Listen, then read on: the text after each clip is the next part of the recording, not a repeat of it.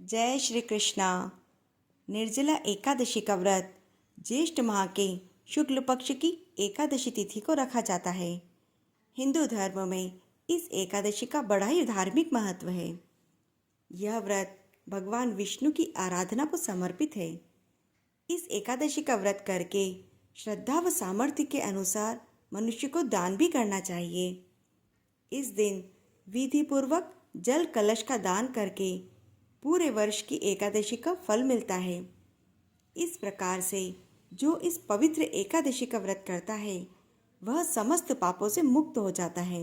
आइए सुनते हैं निर्जला एकादशी व्रत की कथा को और चलते हैं कुरुक्षेत्र में, जहाँ पर महाराज युधिष्ठिर भगवान श्री कृष्ण से कहते हैं, हे प्रभु, ज्येष्ठ माह के शुक्ल पक्ष में जो एकादशी आती है, कृपया उसका वर्णन कीजिए। यह सुनकर भगवान मुरली मनोहर ने कहा, हे राजन, इसका वर्णन तो परम धर्मात्मा व्यास जी करेंगे, क्योंकि यह संपूर्ण शास्त्रों के ज्ञाता हैं।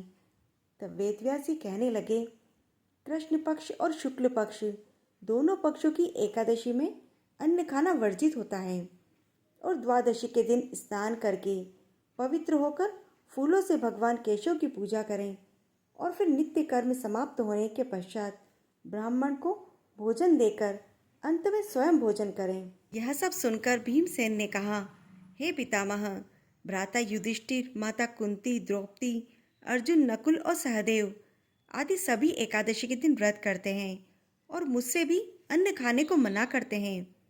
लेकिन मैं उनसे कहता हूँ कि भाई, मैं भक्ति पूर्वक भगवान की पूजा कर सकता हूँ, दान भी दे सकता हूँ, लेकिन एकादशी के दिन भूखा नहीं रह सकता। इस पर व्यास जी ने कहा, भीमसेन, यदि तुम नरक को बुरा और स्वर्ग को अच्छा समझते हो तो प्रत्येक मास की दोनों एकादशियों को अन्न नहीं खाया करो। इस पर भीमसेन बोले, पितामह, मैं आपसे प्रथम ही कह चुका हूँ कि मैं एक दिन में एक समय भी भोजन किए बिना नहीं रह सकता। फिर मेरे लिए पूरे दिन का उपवास करना तो कितना कठिन है, क्योंकि मेरे पेट में अग्नि का वास है जो अधिक अन्न खाने पर ही शांत होती है। यदि मैं प्रयत्न करूं तो एक दिन व्रत अवश्य कर सकता हूं। इसीलिए आप मुझे कोई ऐसा व्रत बताइए जिससे मुझे स्वर्ग की प्राप्ति हो। श्री व्यास जी बोले, हे वायुपुत्र, बड़े बड़े महर्षियों ने बहुत से शास्त्र आदि बनाए और यदि कलयुग में मनुष्य उन पर आचरण करे तो अवश्य मुक्ति को प्राप्त कर सकता है। उसमें धन भी बहुत कम ही खर्च होता है। हे भीमसेन, कृष्ण और मिथुन संक्रांति के ज्येष्ठ मास की शुक्ल पक्ष की जो एकादशी होती है उसका निर्जल व्रत करना चाहिए। इस एकादशी के व्रत में स्नान और आचमन में जल वर्जित नहीं है, लेकिन आचमन में जल 6 मासे से अधिक नहीं होना चाहिए। इस आचमन से शरीर की शुद्धि होती है। इस आचमन में अधिक जल मद्यपान के समान है।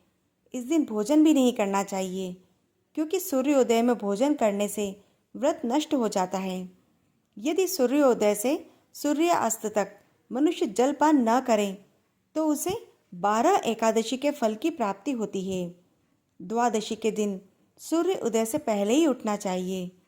इसके पश्चात भूखे ब्राह्मण को भोजन कराएं और फिर स्वयं भोजन करें।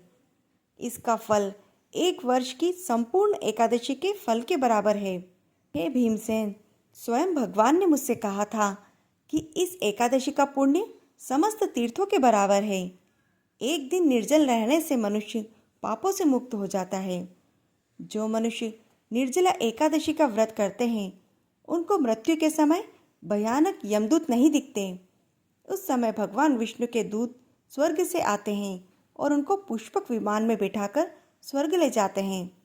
इसीलिए संसार में सबसे उच्च निर्जला एकादशी का व्रत है। यत्न पूर्वक इस एकादशी का निर्जल व्रत करना चाहिए।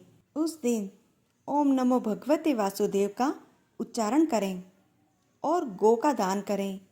व्यास जी के ऐसे वचन सुनकर उन्होंने निर्जल व्रत किया। इस एकादशी को भीमसेन या पांडव एकादशी भी कहते हैं। निर्जल व्रत करने से पहले भगवान विष्णु की पूजा करें और उनसे विनय करें कि हे प्रभु, आज मैं निर्जल व्रत कर रहा हूँ, इसके दूसरे दिन भोजन करूँगा उससे मेरे समस्त पाप नष्ट हो जाएं। यदि संभव हो तो उस दिन स्वर्ण दान करना चाहिए। जो आदमी इस व्रत के प्रहर में स्नान तप आदि करते हैं, उनका करोड़ों फल स्वर्ण दान के बराबर मिलता है। जो मनुष्य इस दिन यज्ञ होम आदि करते हैं, उसका फल तो वर्णन भी नहीं कर सकते। इस निर्जला एकादशी के व्रत करने से मनुष्य विष्णु लोक को जाता है।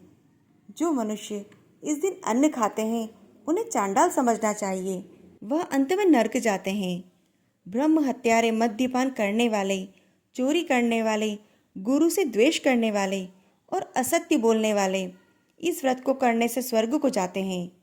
हे कुंती पुत्र, जो पुरुष या स्त्री इस व्रत को श्रद्धा पूर्वक करते हैं, उन्हें सबसे पहले विष्णु भगवान की पूजा करनी चाहिए। उसके पश्चात ब्राह्मण को दक्षिणा, मिष्ठान आदि देना चाहिए।